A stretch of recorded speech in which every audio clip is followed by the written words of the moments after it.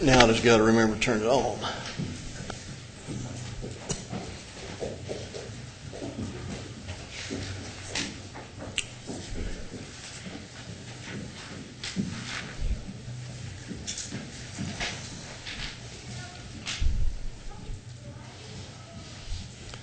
All right, it's good to see everybody here this evening.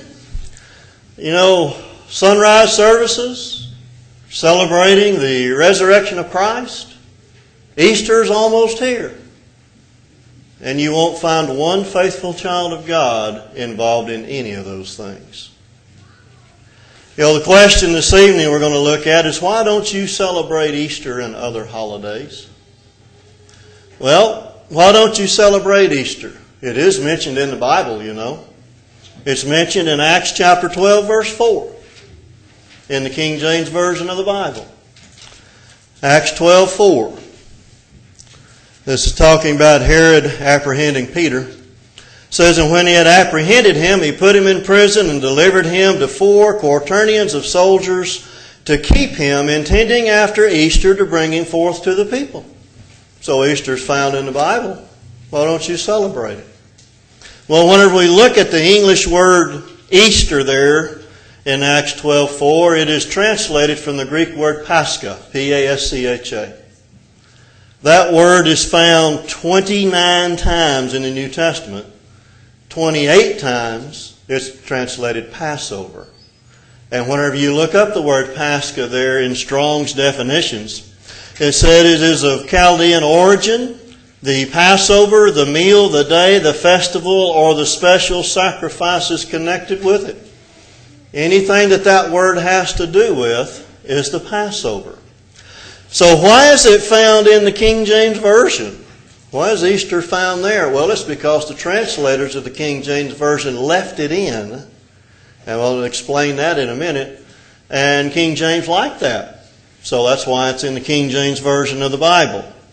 Now, other versions, matter of fact, unless you go back to older versions than the King James Version, I didn't find any that translated it Easter anyway. I looked in the American Standard Version, the English Standard Version, the literal translation of the Bible, Young's literal translation of the Bible, and then some of the not good Bibles, the Revised Standard Version, Phillips Version, the New English Bible, the New International Bible, Version, and the New American Standard Version all translated Passover. Every one of them. The American Standard just says, and when he had taken him, he put him in prison and delivered him to 4 quaternions of soldiers to guard him, intending after the Passover to bring him forth to the people. So then the word Passover is what should be translated there. But then the next question then, is the celebration of Easter authorized by God? Because it does celebrate the resurrection of Christ, right? Well, we need to do all things in religion according to the authority of God. Matthew 28:18.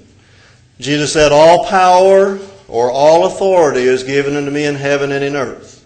So Jesus is the one that has all power. In Colossians chapter 3, verse 17, and I won't have to go over and look at it right now. Colossians chapter 3, verse 17 says, and whatsoever you do in word or deed, do all in the name of the Lord Jesus, giving thanks to God and the Father by Him. So everything that we are to do in religion must have authority for it. We have to have authority for everything that we do. Now Jesus, does command us to remember His death. Go over, we've read it numerous times in 1 Corinthians chapter 11. Jesus tells us to, again, remember His death. For He says in verse 23, for I received of the Lord that which I also delivered unto you, that the Lord Jesus, the same night in which He was betrayed, took bread, and when He had given thanks, I turned it on. And when, and when He had given thanks, He brake it and said, take, eat, this is my body which is broken for you, this do in remembrance of me. And after the same manner also He took the cup when He had supped, saying, this cup is the New Testament in my blood, this do ye as oft as you drink it in remembrance of me. So Christ commanded us to remember His death. He nowhere commanded us to remember His resurrection. That is nowhere commanded to be done.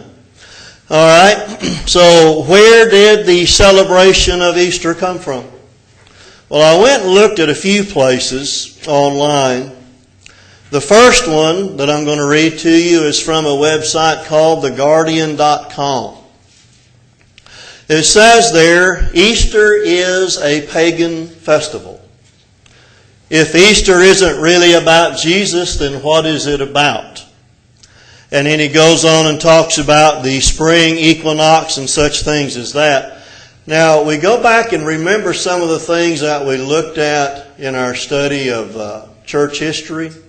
And we noticed in our study of church history that there were pagan various holidays brought over into the church so that the pagans could continue to celebrate, and yet they call it by a different name. It says from that website, in an ironic twist, the Cybele cult, that was one of the false gods, flourished on today's Vatican Hill. Cybele's lover Attis was born of a virgin, died, and was reborn annually. This spring festival began as a day of blood on Black Friday. And here you thought Black Friday had something to do with sales. Rising to a crescendo after 3 days in rejoicing over the resurrection. It says there was a violent conflict on Vatican Hill in the early days of Christianity between Jesus worshippers and pagans who quarreled over whose God was true and whose was imitation.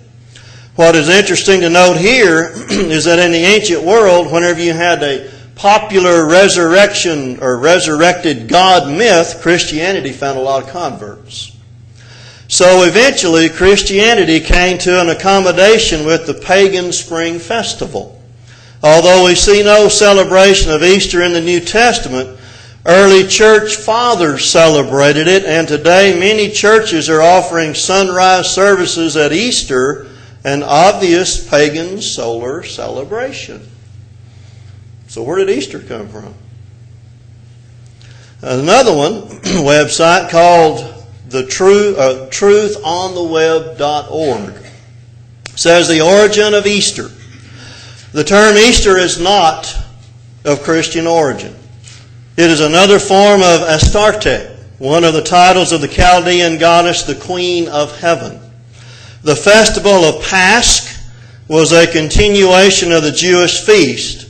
From this Pasch, the pagan festival of Easter was quite distinct. In other words, there was a difference.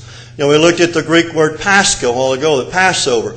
He's saying here there's a distinct difference between Easter, the word Easter there, and the Passover. A distinct difference between them. He says there that Easter was introduced into the apostate Western Church as part of an attempt to adapt pagan festivals to Christianity. That's from Vine's Complete Expository of Old and New Testament Works, whenever you look up the word Easter in it. Another place that I looked is the International Standard Bible Encyclopedia.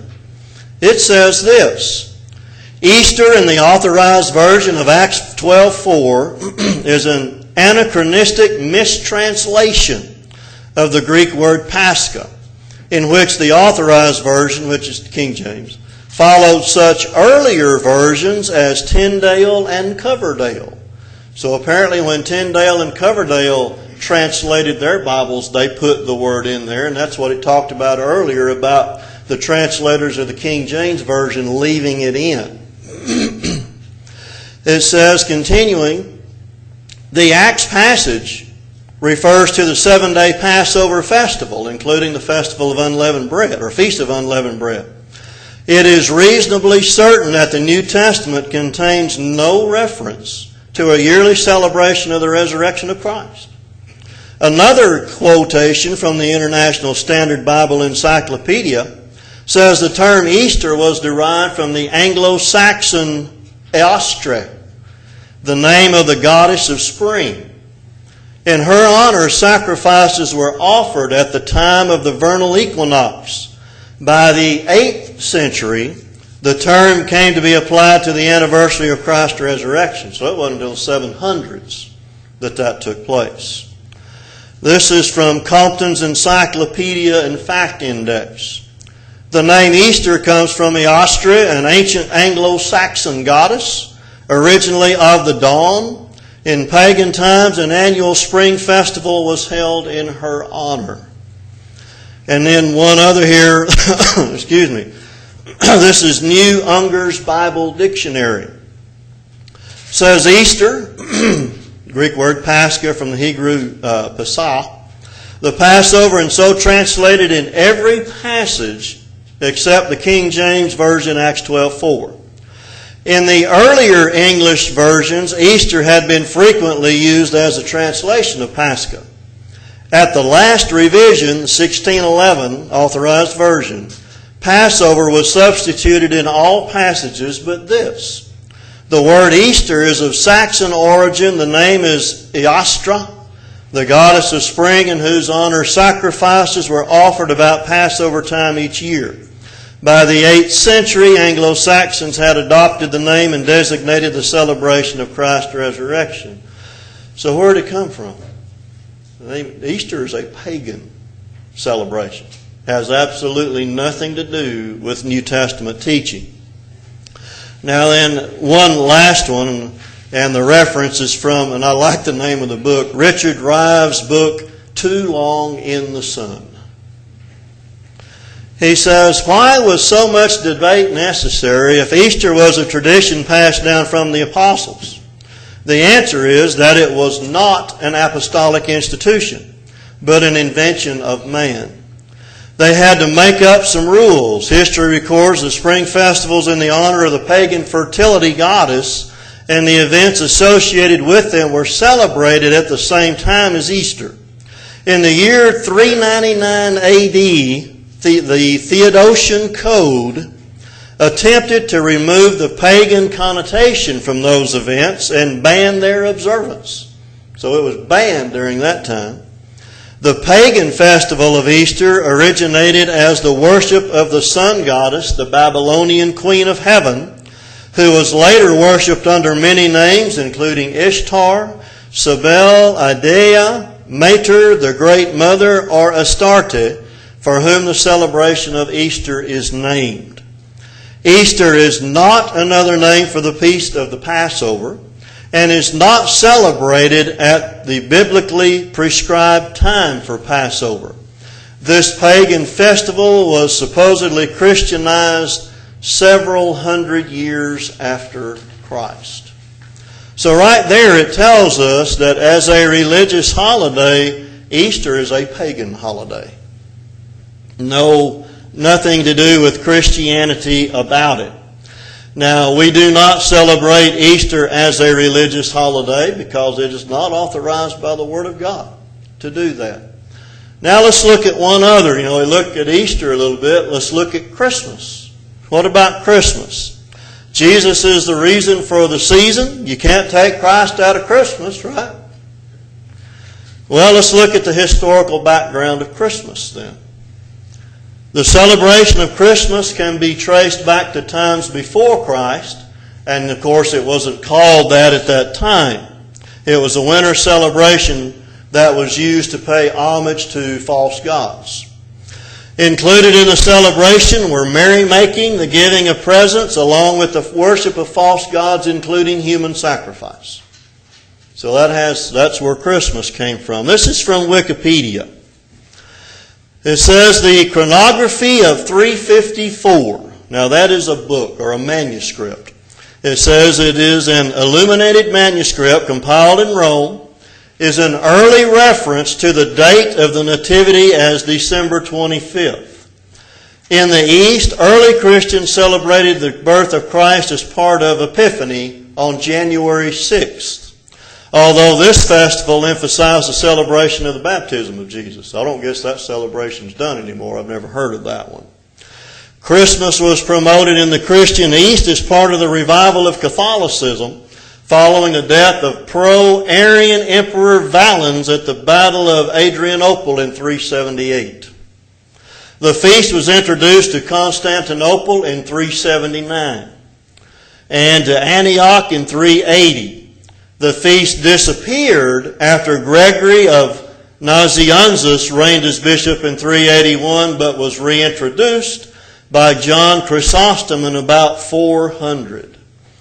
Now I want to look at another place. This is from the Microsoft Encarta dictionary that I have on a disc, or encyclopedia. It says, most scholars believe that Christmas originated in the 4th century as a Christian substitute for pagan celebrations of the winter solstice. Before the introduction of Christmas each year beginning on December 17th, the Romans honored Saturn, the ancient god of agriculture, in a festival called Saturnalia.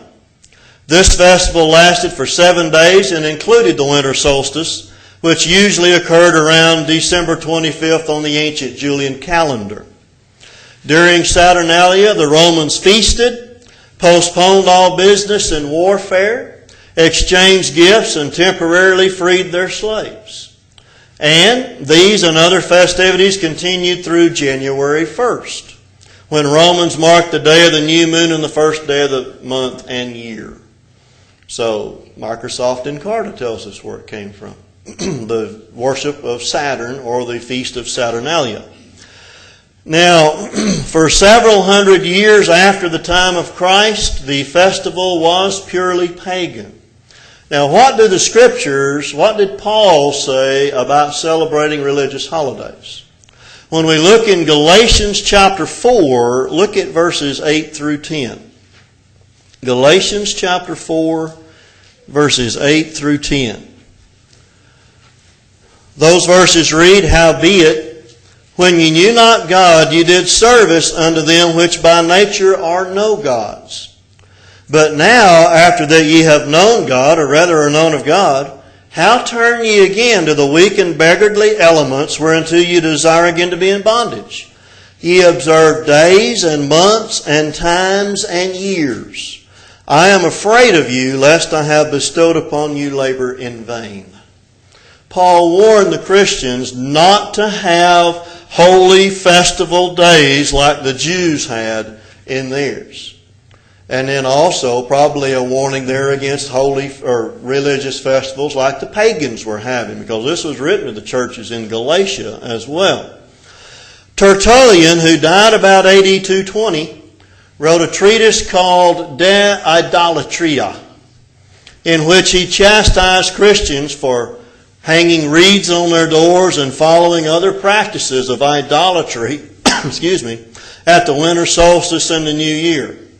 And at that time, many Christians who did not decorate their homes with lamps and decorations were searched out and persecuted.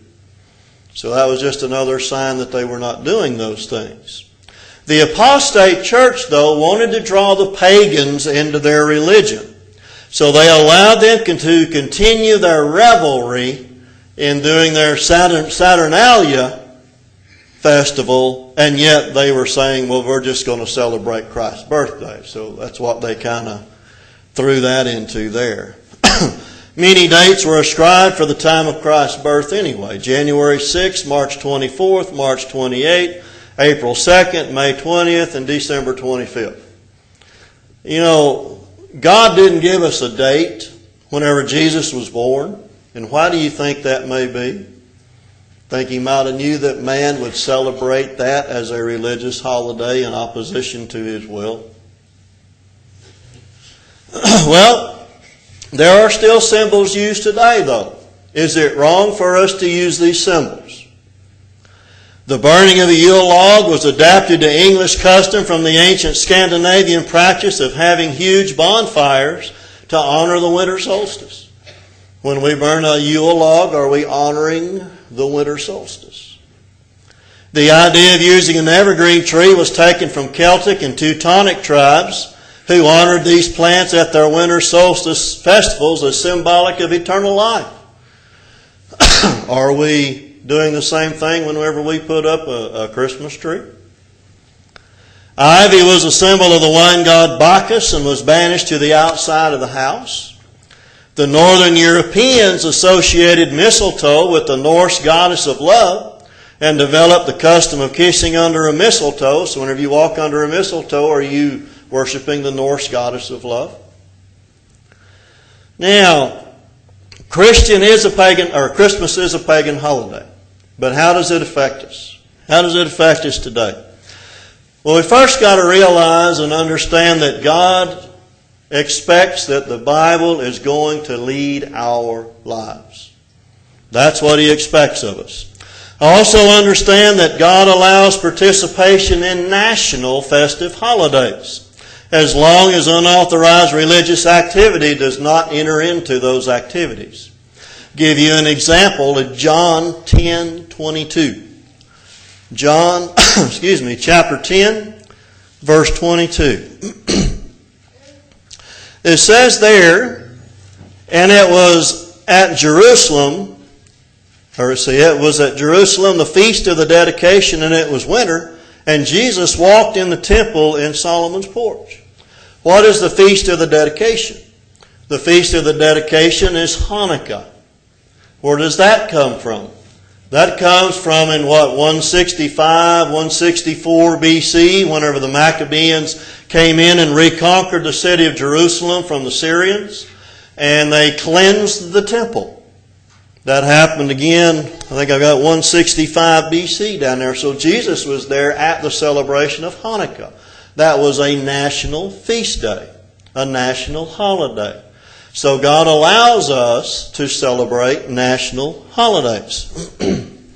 Now, Christians are not responsible for the meaning associated with long forgotten origins of practice. If we were, we could not use any of the days of the week that we pronounce. Boiling a kid in his mother's milk. And we'll look at the days here in a minute. That is something that is forbidden in the Old Testament. Whenever you look at Exodus 23:19. Exodus chapter 23, verse 19. There it says, "The first of thy firstfruits of thy land shalt thou bring into the house of the Lord thy God. Thou shalt not seethe the kid in his mother's milk." The word seethe there means boil. And it's found a couple of other times in Exodus 34:26, Deuteronomy 14:21. All right, what's the big deal about boiling a baby goat in his mother's milk? Well, for a long time, nobody really knew what they were talking about. And I've got a nephew that thinks he's one of the lost 10 tribes, and he will not eat meat and milk or any dairy product at the same time. He will not eat a church cheeseburger. Such things as that, because they believe something that God commanded there.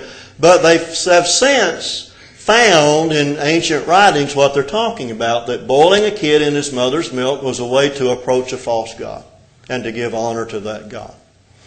Well, if we were to do that today, we wouldn't be even associated with that. So that's just something that we wouldn't be held accountable for.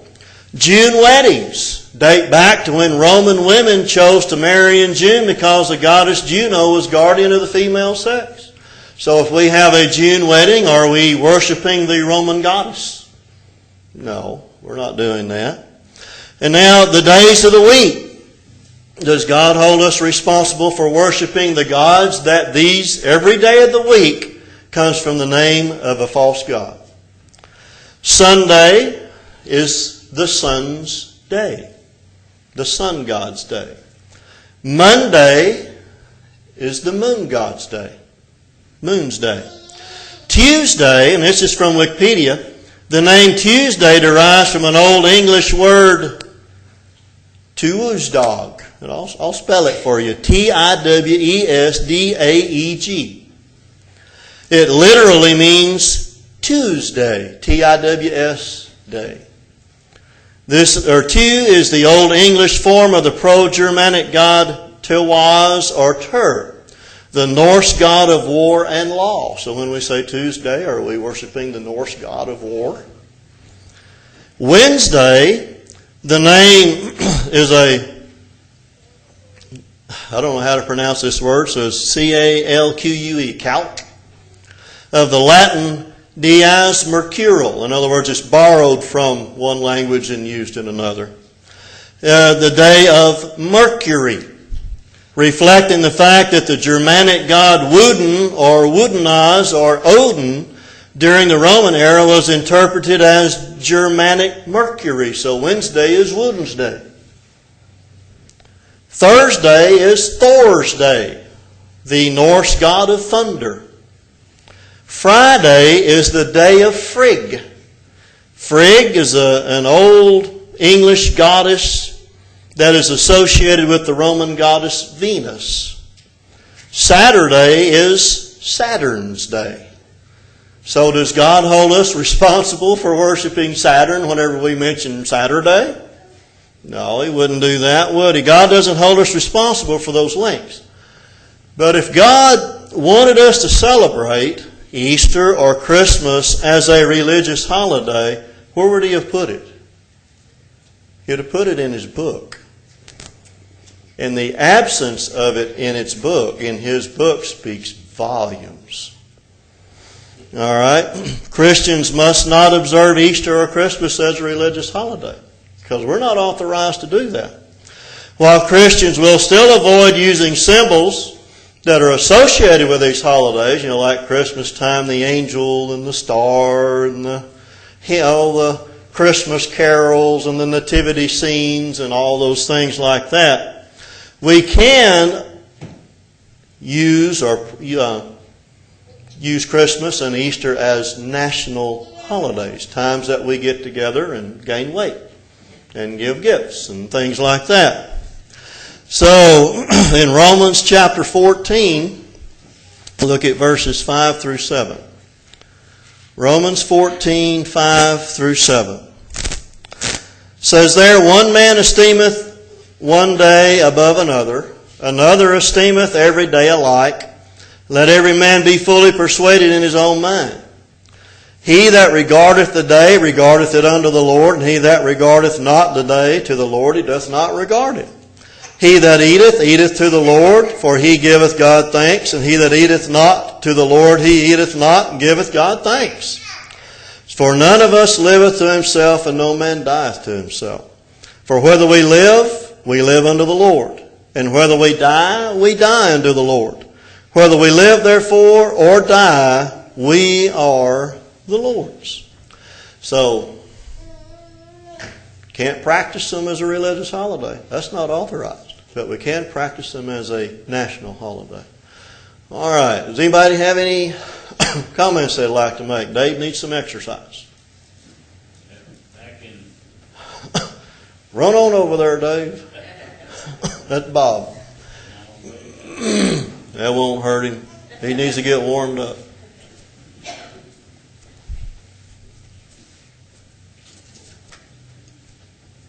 Back in Jeremiah, the 10th chapter, a few verses there, it talks about those that cut a tree out of the woods and decorate it with silver and gold. Yeah. I think that's where a lot of that pagan stuff comes from. Yeah, very well could be. That's way back then. Yeah. And the Catholics adopted it. Right. And we've adopted it. Yeah. Not as religious, but Right. as far as the Catholic Church, if you'll notice in every country they have a little different setup. In South America they worship other things, and the Catholic Church allowed them to integrate that into the Catholic religion. Right.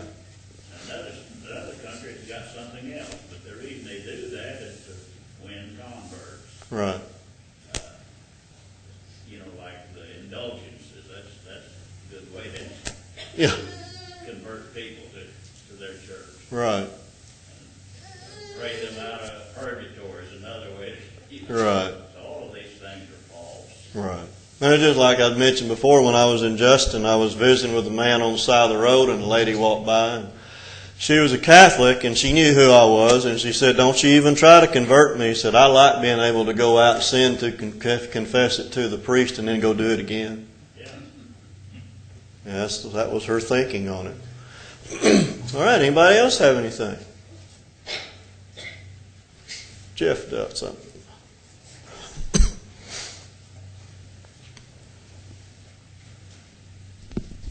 Be thinking of something, Bob, so he can walk back over there.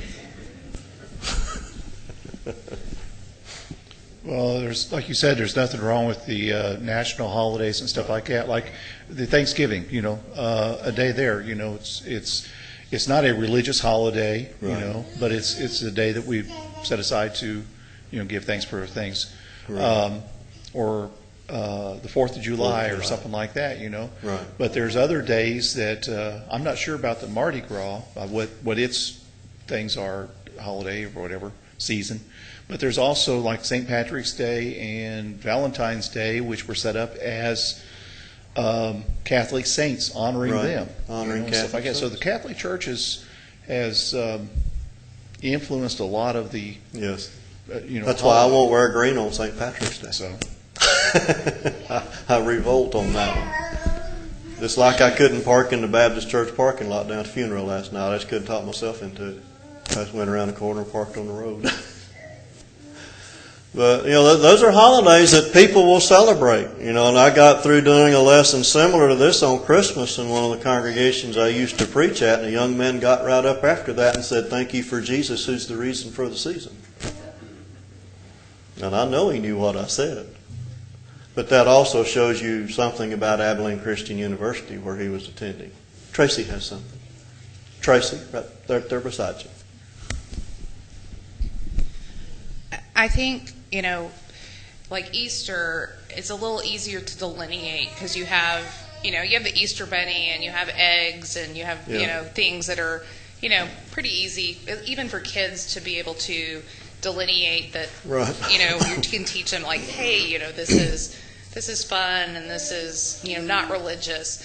Christmas, though, especially teaching to your kids, it's really hard because you have Christmas carols and you have Yeah. those like jingle bells that are Yeah. okay, and then trying to teach them the ones that, hey, you can't sing this one because, and having to teach them. And I think as Christians, especially having to really be so diligent and so aware of listening and not letting any of that infiltrate. If you are going to celebrate something as a non-religious, Right. celebrate in a non-religious way, you can't let any of that infiltrate Right.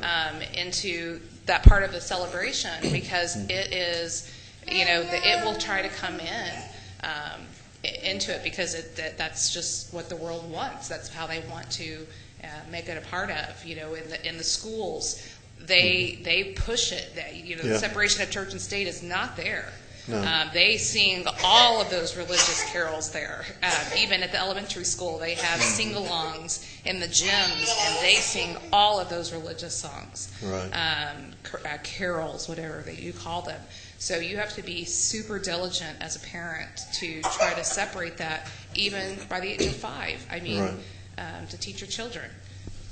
And for some of the things, I didn't read that. I don't even think I printed it out. But some of the things I found on the internet about the eggs and the Easter bunny and all that's pagan. It comes back from pagan times as well. Go ahead, Doug. Back several years ago when JP was in high school, played in the band. The band went down to Crown Center and to play, and it was an honor to be asked to come play. And it was, I think if I remember right, it was a jazz band. But in band, he had told the instructor, these songs I will not play because they are religious related songs, and anything, if it was religious related at all, regardless of during Christmas or not, he wouldn't play it. Right. And would not participate in it. And that opened doors for him to be able to teach because people said, well, why not? Yeah. So, we can use it in that aspect as doors to teach. Right. Okay. Jeff has something, Doug. Jeff does.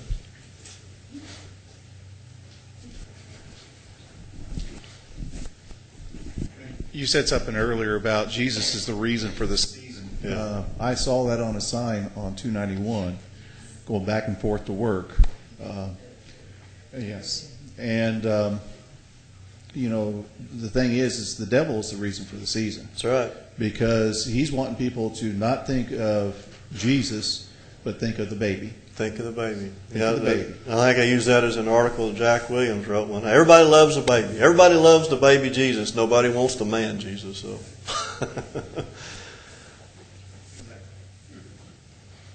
But, there's something else I was going to say. Oh, the preacher in Howe, when we were there, he had 4 sons. And he always had a running battle with the band teacher and things like that, wanting to do plays and stuff about the wise men and the nativity scene. And he just told them his boys will not be involved in any of that. It's just like they had the biology teacher there was an atheistic evolutionist.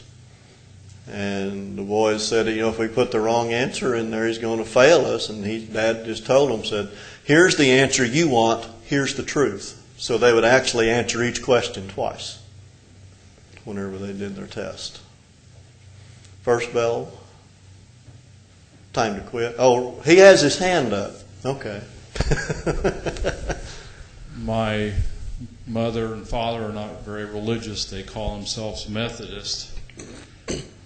But they had it right in the fact that I get letters from them, and they would use, rather than Christmas, in their letters they'd use Xmas. Yeah. Okay. Anybody else have anything? You know what? Go ahead. He's younger than that. Okay.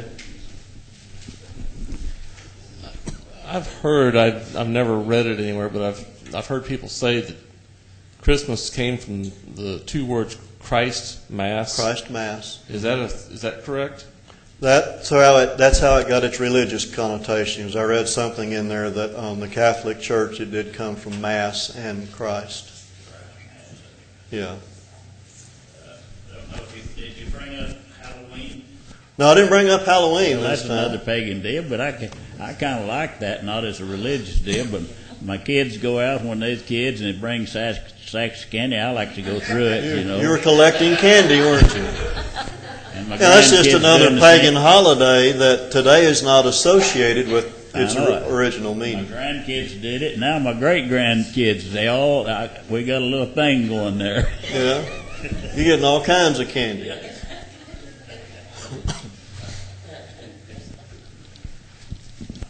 I didn't know if I had time to bring it up or not. I was going to say we need to watch what we're doing too, because when I work at Hallmark and they give us some of the employees Christmas cards and stuff, and you just go in and you take your pick of them and stuff, and it's kind of hard to choose sometimes because I pick the ones that says holiday season or happy holiday or something like that. Yeah. But those that say Merry Christmas or anything like the religious and stuff, so it's slim pickings. Yes, it is. It is. So, but you got to watch what you say. You just can't take everything just because it's there. Right. So. All right. Well, our time is up. Appreciate everybody's attention and comments.